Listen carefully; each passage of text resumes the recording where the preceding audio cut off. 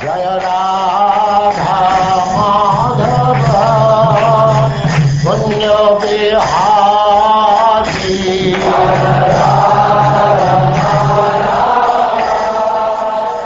And now Chapter 6, Conversation between Narad and Vyasadeva.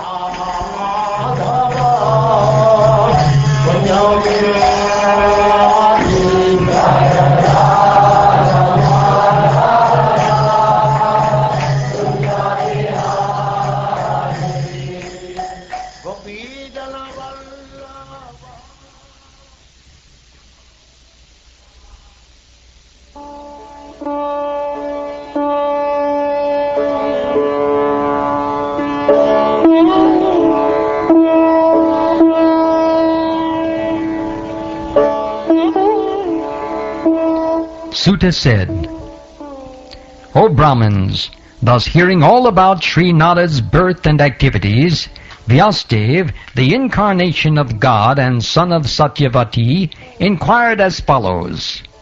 Sri Vyasadeva said, What did you, O Narad, do after the departure of the great sages who had instructed you in scientific transcendental knowledge before the beginning of your present birth?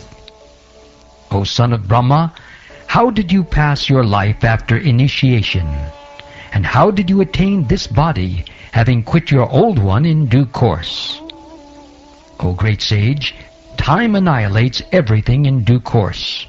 So how is it that this subject matter, which happened prior to this day of Brahma, is still fresh in your memory, undisturbed by time?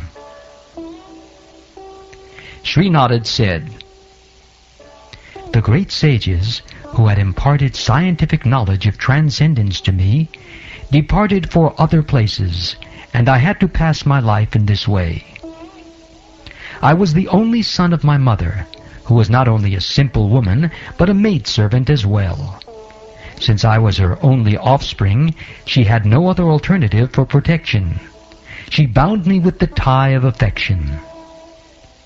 She wanted to look after my maintenance properly, but because she was not independent, she was not able to do anything for me. The world is under the full control of the Supreme Lord. Therefore, everyone is like a wooden doll in the hands of a puppet master. When I was a mere child of 5 years, I lived in a Brahmin school. I was dependent on my mother's affection and had no experience of different lands.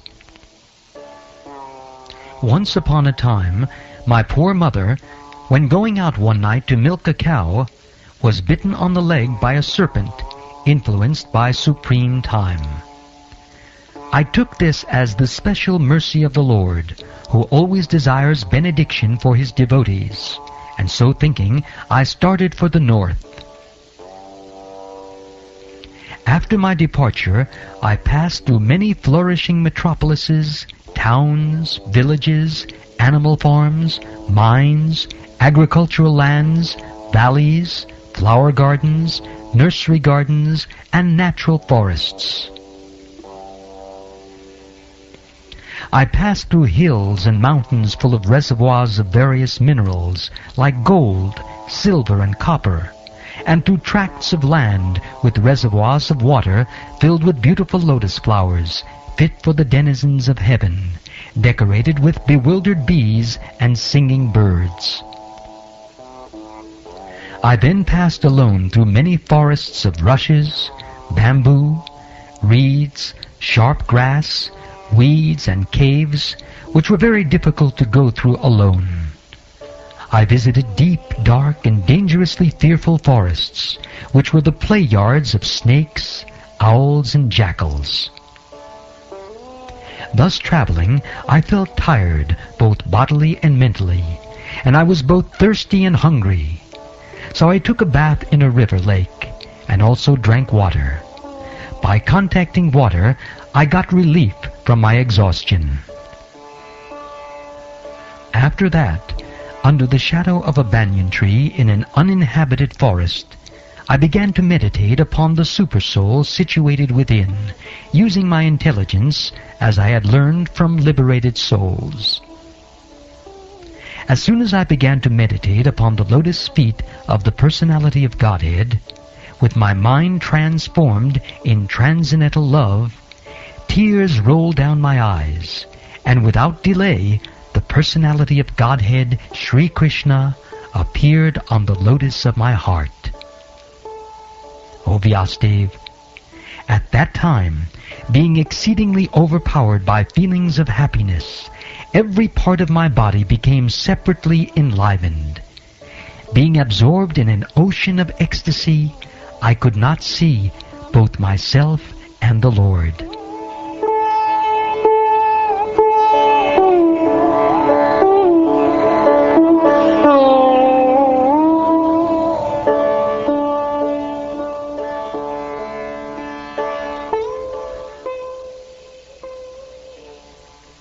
The transcendental form of the Lord, as it is, satisfies the mind's desire, and at once erases all mental incongruities.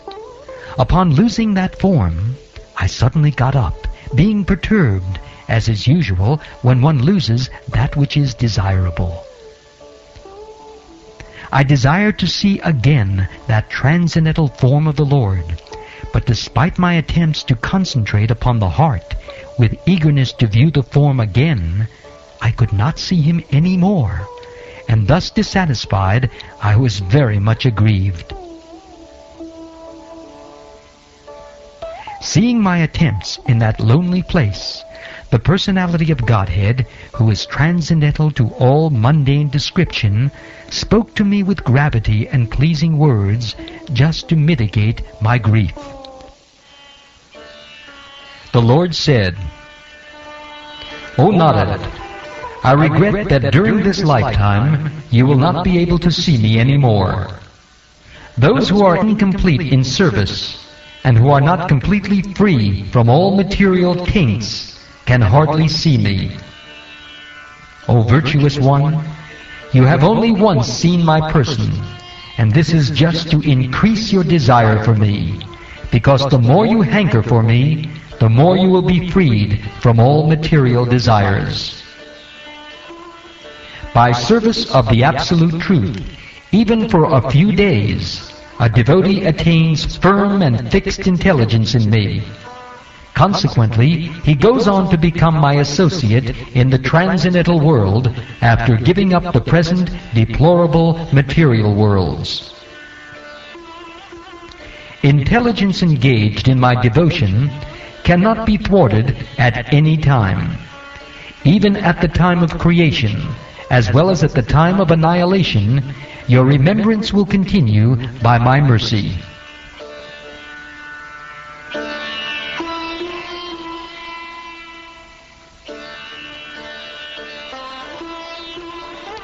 Then that supreme authority, personified by sound and unseen by eyes, but most wonderful, stopped speaking. Feeling a sense of gratitude, I offered my obeisances unto him, bowing my head.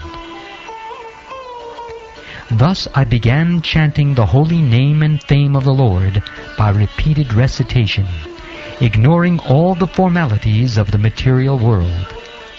Such chanting and remembering of the transcendental pastimes of the Lord are benedictory. So doing, I traveled all over the earth, fully satisfied, humble, and unenvious. And so, O Brahman Vyasadeva, in due course of time, I, who was fully absorbed in thinking of Krishna, and who therefore had no attachments, being completely freed from all material taints, met with death, as lightning and illumination occur simultaneously.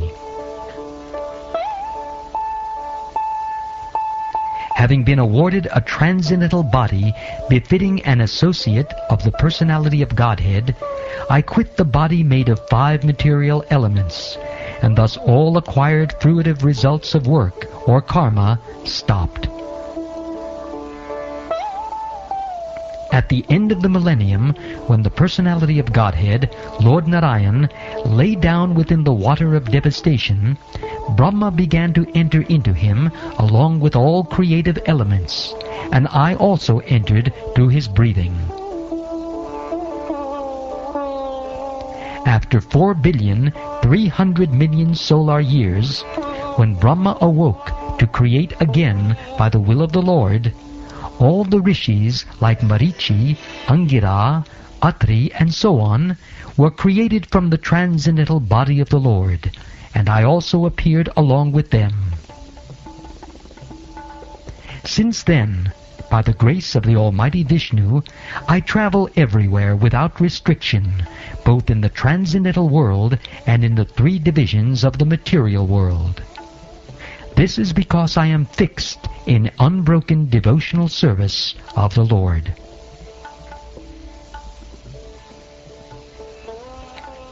And thus I travel constantly singing the transcendental message of the glories of the Lord, vibrating this instrument called the Veena, which is charged with transcendental sound, and which was given to me by Lord Krishna.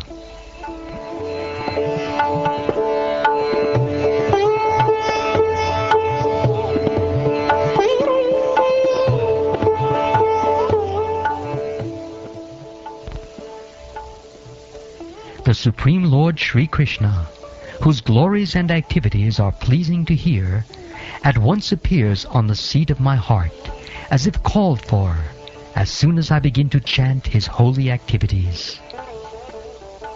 It is personally experienced by me that those who are always full of cares and anxieties, due to desiring contact of the senses with their objects, can cross the ocean of nescience on a most suitable boat, the constant chanting of the transcendental activities of the personality of Godhead.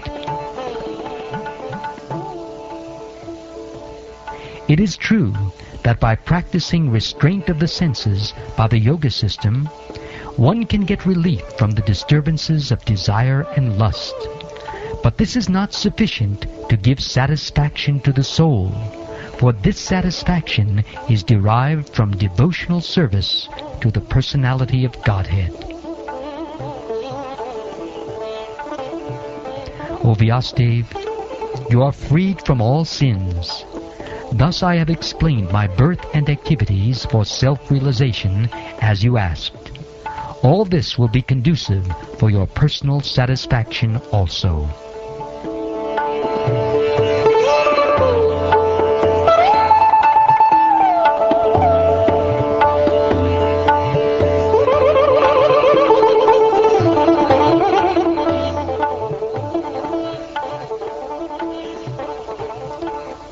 Suta Goswami said, thus addressing Vyasadeva, Srila Narad Muni took leave of him, and vibrating on his Veena instrument, he left to wander at his free will. All glory and success to Srila Narad Muni, because he glorifies the activities of the personality of Godhead, and so doing, he himself takes pleasure and also enlivens all the distressed souls of the universe.